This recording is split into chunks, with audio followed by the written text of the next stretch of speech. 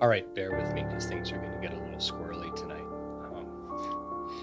I'm doing a film on my countdown tonight that I know Trailers from Hell has done, and I know the series is vaguely similar to Trailers from Hell, but I don't care because this is a film I need to talk about. It's not a great film by any stretch of the imagination, um, but I feel like it's a film that any horror fan and even filmmaker should watch. Um, if nothing else, is a cautionary tale.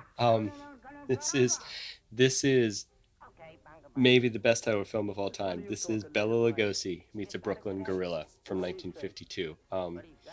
This was a vehicle for a comedy duo named Duke Mitchell and Sammy Petrillo.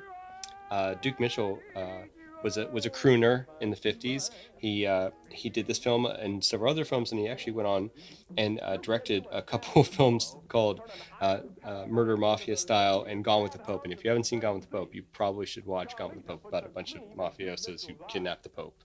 Uh, it's worth seeing. It just got restored a couple years ago. It was kind of a lost film.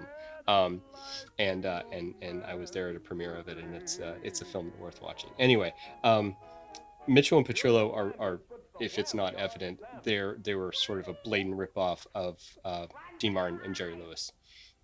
To the fact that Jerry Lewis actually sued Sammy Petrillo for stealing his act, which, if you really watch the film, it's like watching a poor man's um, Jerry Lewis. But Petrillo was only 17 when they made this film, so can you really blame him? I mean, don't we all start by imitating people we admire? Film also stars Cheetah from the Tarzan movies in a strangely romantic love interest.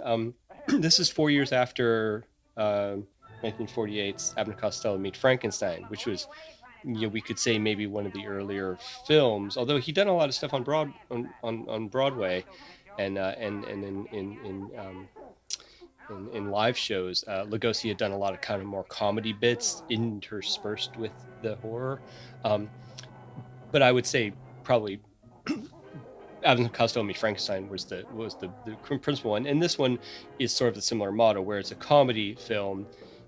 Bela Lugosi's not doing comedy; he's playing himself within a comedy setting as this mad scientist. The film's funny. It's culturally very insensitive, as a lot of things from this era are going to be. So that's something to kind of keep in mind before watching it. And again, it's not a good film, but it's a film. I mean, there's worse films. There's worse films that have come out in the last few years that have a heck of a lot more money behind them. So I'd say if it's not a great film, it's an entertaining film, and it's as a, dare I say, cultural touchstone, it's worth watching. If for nothing else, to have it in your Rolodex, to have said, yes, I've seen it. If someone brings it up, yes, I've seen Bela Lugosi meets a Brooklyn Gorilla. That's it for tonight. Thanks everyone for listening. We'll talk to you tomorrow.